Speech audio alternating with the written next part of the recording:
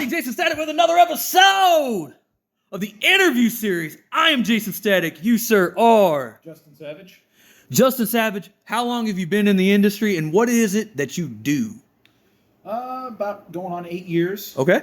I'm a wrestler. I'm also co-owner, promoter, and booker for New Genesis Wrestling. Okay. I'm on the booking team for IWA Productions. Yeah. I'm on the booking team for Illinois Elite Wrestling. Okay. And I do video editing for those companies, plus Ignite Pro Wrestling. Okay, cool. So you got in the 8 years that you've been around, you got kind of a mixed bag of talents, so to speak. Say that. Awesome. Similar to me. I understand it, man. You ready for this first question? You know how it goes. You've seen some of the episodes. Are you ready? Let's go for it. All right. Reflecting on the positive aspects of life. What do you value most in your life and in the wrestling career? In life, it's my kids, my wife. Okay. I got 3 beautiful kids. Yeah. I've got an amazing wife. I would not be where I am now without them. Right. And in a way, it's kind of goes over into wrestling because I've been a fan my whole life. Right. But I grew up in a small town. I always had that Yeah. mentality from everyone around there. There's nothing for that around here. Right. If it wasn't for my wife, I wouldn't have started training. She's the one that encouraged me. Oh, wow. Okay. It's a dream. And then our kids, I wanted to show them if you've got a dream, go for it. Don't Right. let doubt or people saying, you can't do it because of where you're at or anything else. Yeah. Stand in your way.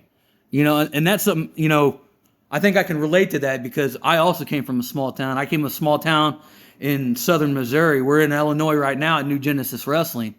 And sometimes a lot of people don't understand the dichotomy of what happens growing up in small towns. There is a lot of hopelessness in that sometimes because the standards that's set upon us as people who grow up in small towns, there's nothing around, there's nothing to do. Dreams are hard because there's no connections to the big wide world outside of all this stuff. So it's cool that even 8 years past that you're still rocking and rolling. You're still out here grinding. You're still out here showing people that no matter what it is, if you got a goal, you got a dream, whether it's to run a company, to be a wrestler or anything like that, it's good to show people that, the drive, determination, intestinal fortitude, so to speak. Now, you said that translate into wrestling also, but what was it about wrestling that made you just be like? I just remember one of my earliest memories. I was always watching wrestling with my grandpa, as a kid and everything, and just seeing in front of the crowd, seeing the characters. When I was little, it was Hulk Hogan, and then I go through the new generation era. You got Shawn Michaels and all that, but the one constant was always the Undertaker. Okay. And I always kind of gravitated towards horror and stuff like that. So right. He stood out to me, and it's like he can be something that we can't be in real life. Right. And have fun doing it. Right. It's cool that as many episodes as I've been in so far, and I've done this, and just randomly talking to wrestlers in and out of the business and everything, and watching the development of what it is that we do as professional wrestlers, and even you as booker promoter, finding what connects us all to this wild and crazy industry that we all love and respect. And, a lot of people will say Undertaker. A lot of people, for me in particular, take me, like mine was Great Muta and Raven. Oh, yeah. So the juxtaposition of those two characters, Raven, Great Muta, Undertaker, Ultimate Warrior, Sting, Hulk Hogan. Yep. You can literally be anything that you want to be in wrestling. And to do a callback to what you said previously about growing up in that small town. Yep. Small town boys, small town dreams, and being able to be like, yeah, we can be one of those guys for somebody else that's living in these small towns. Because everybody knows indie level wrestling, there's a lot of small towns out there. There's a lot of kids that have no hope, no dreams. But when you're able to connect with one of those kids out there in that crowd and see that little spark in their eye, the giddiness in the way that they interact with us, seeing that and then knowing that you were that kid too. That's one of those things for me. I don't know if it's for you, but that's one of the things that makes me proud to do what I do, to do what we did. Yep, absolutely. One of my earliest memories whenever I had first started, and it meant so much to me, is where it really gave me that feeling. Yeah. We did a show actually in my hometown. Okay. And I was heel. I was this big monster. Right. And so the promoter came up at intermission into the locker room. There was a kid in the crowd, printed out pictures of 3 wrestlers, hoping he could get their autographs, and mine was one of them. Oh, wow. And it was the fact that he was from that town. He knew that I was from the town. Right.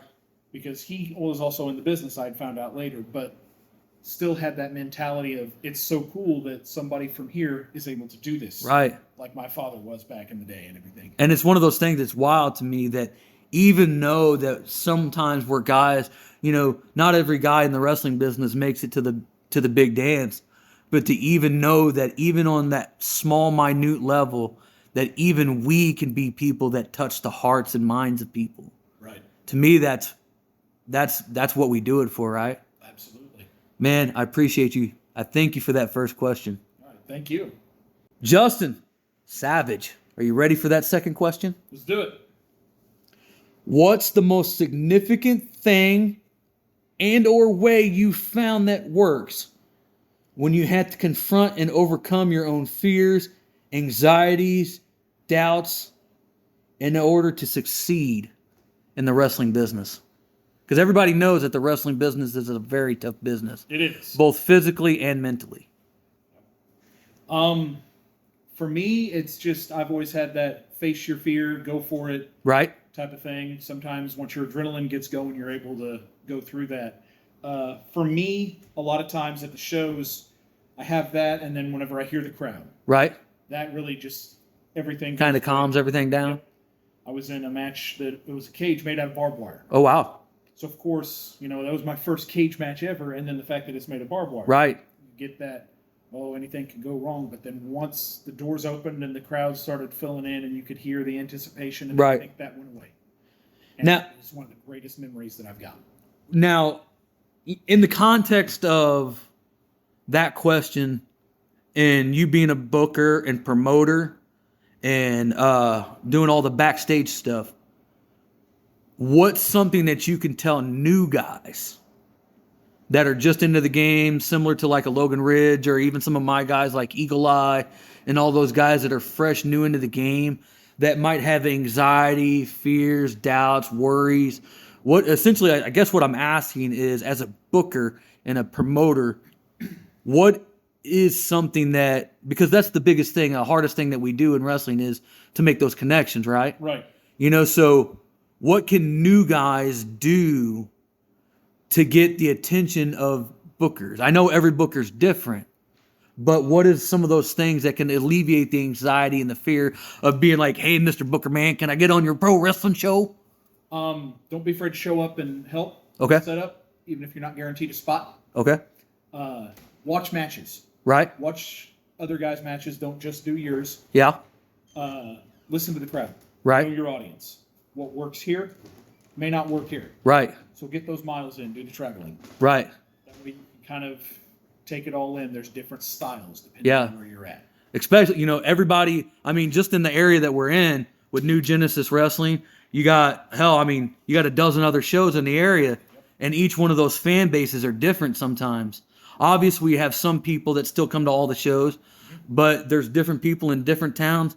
What a New Genesis crowd, what might work for a New Genesis crowd might not work for an IWA crowd. What works for an IWA crowd might not work for a Pro Wrestling Epic crowd, or something along the lines, vice versa with WWE and anything like that. Right. So I think you're right in saying that listening to the vibe of the crowd, you know, like when you get into that venue and when the fans start packing their asses in there, actually stand behind the curtain.